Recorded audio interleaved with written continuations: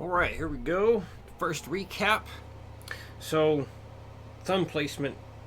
So instead of having the thumb parallel to the base, have it more like a 45. And when you're picking, you want your finger to go like straight towards your thumb. So instead of picking out like here, have it more like this. And then make sure that you're not hooking your finger. We don't want to have this happen. Have your finger like kind of go straight into it like that. Even when you start going faster, like see, like the finger always like straightens out for me there. I mean, obviously my middle finger looks bent there, but when I go to push through the string, it gets kind of flat like that. So, because if you're hooking it like that, it's going to slow you down. I mean, it's just some things, like doing something like this, it makes sense to play it like you would in a classical way or finger style way, instead of, it's just, you know, a little bit different, and it's also sounds better this way. So it really depends on what you're playing, but for the most part, what you want is that more flat finger thing, just kind of going through the strings there. So exercise 1 is to help you get used to changing your anchor point. Obviously, again, I won't be able to use the B string, so I'm gonna play this and do some different speeds here so you can kind of get an idea. So remember, you're gonna be starting every single day you practice. Start at 60, play the exercise correctly one time, bump it up 5 beats per minute, and keep doing that until you can't go any faster. Now you're going to reach a point where it might take like a lot of brain power, or maybe even just it'll wear your hand out with certain things, and you'll need to take a minute break here and there when things start getting really tough, and that's fine. So once you get to that point, like it's like starting to really be difficult and you keep making mistakes, take a minute break and then try it again. And eventually you get used to the feel of like when something is like extremely difficult, but you just give it all you got and you finally get it, that's when you want to cut it. That's when you want to stop there. But that's going to take some time to get used to understanding how you work and knowing when to call it quits there. So here is what this should sound like at 60 beats a minute on 4 strings. 1, 2, 3, 4. Just make sure you're changing your thumb's position every single time.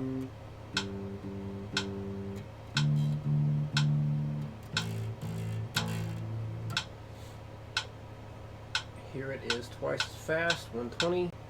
1, 2, 3, 4.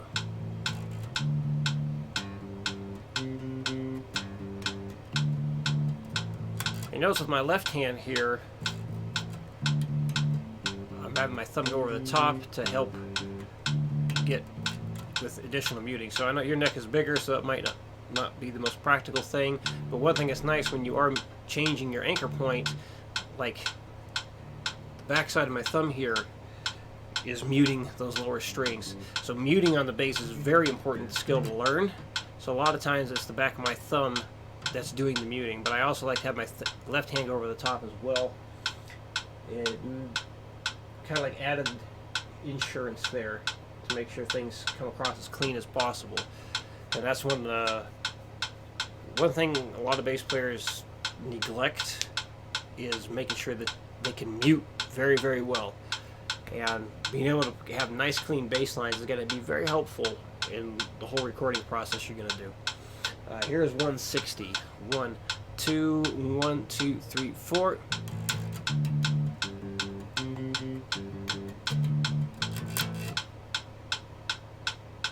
Here is 200. 1, 2, 1, 2, 3, 4. And you can alternate pick this as well.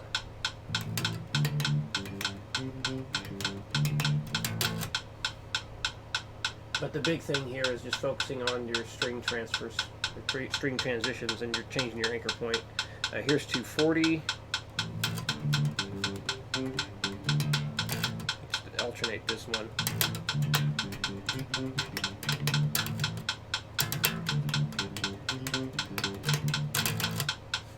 definitely getting pretty up there.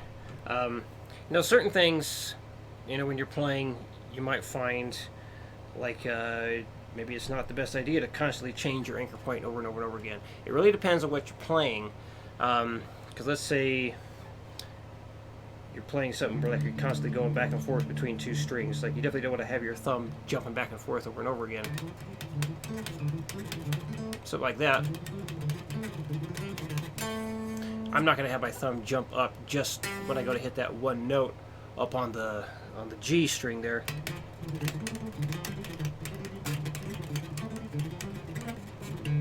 Even like when I'm hitting that same string like over and over again.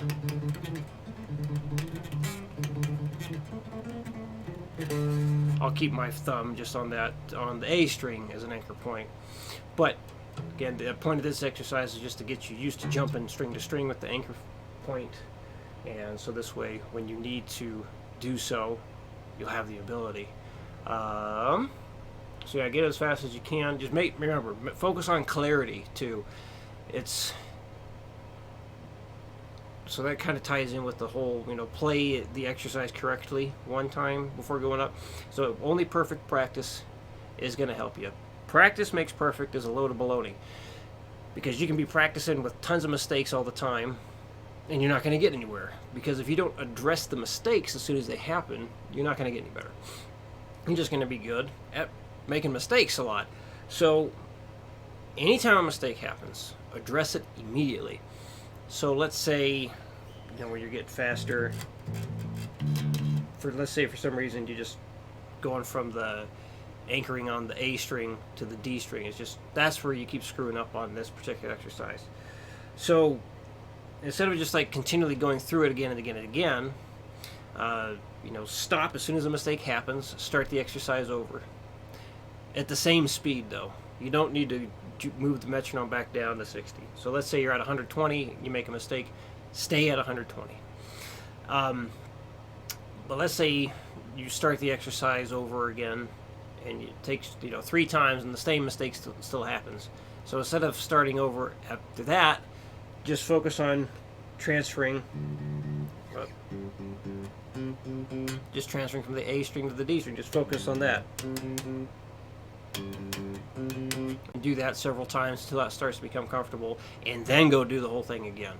So you want to be able to troubleshoot little things like that. Number 2. So one reason we're playing up on the higher frets here, it's just going to be easier for you to hear the notes and make sure everything sounds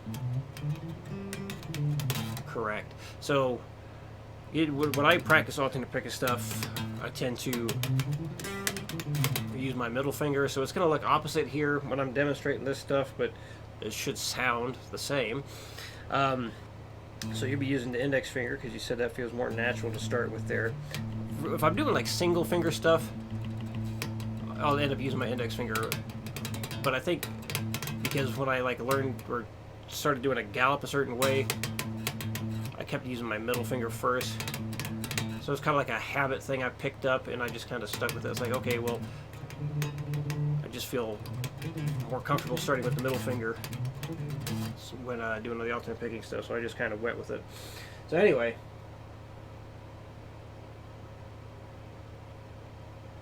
here we are at 60. So 1, 2, 3, 4.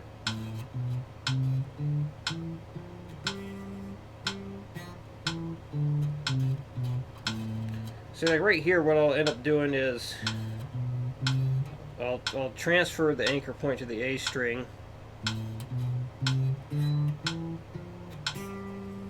but I'm just staying there because I'm hitting just that one note. I don't feel like I need to transfer up any further. So I'm only going to be going between the E string and the A string with my thumb. Here's 120, 1, 2, 3, 4.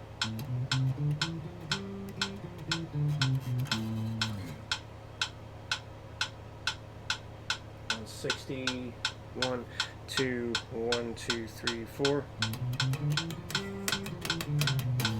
And one thing I'll start to do, like the faster I go, I'll get a little actually get a little wild with the fingers, and I'll just make sure I'm just staying with that back and forth type thing.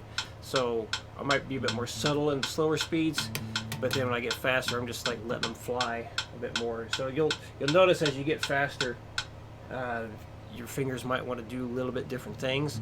The important thing here is just making sure, no curling the fingers. You're not trying to pluck it this way. Just have the fingers go straight through it, that flat part of the finger going straight through. And then the faster you go, you just want to keep that back and forth type thing going on. Just right, left, right, left, right, left. So let's see. Let's try 200. 1, 2, 1, 2, 3, 4. And 240. 1, 2, 1, 2, 3, 4. So, because this is helping you work on the speed here, it's one reason why this little exercise is so short.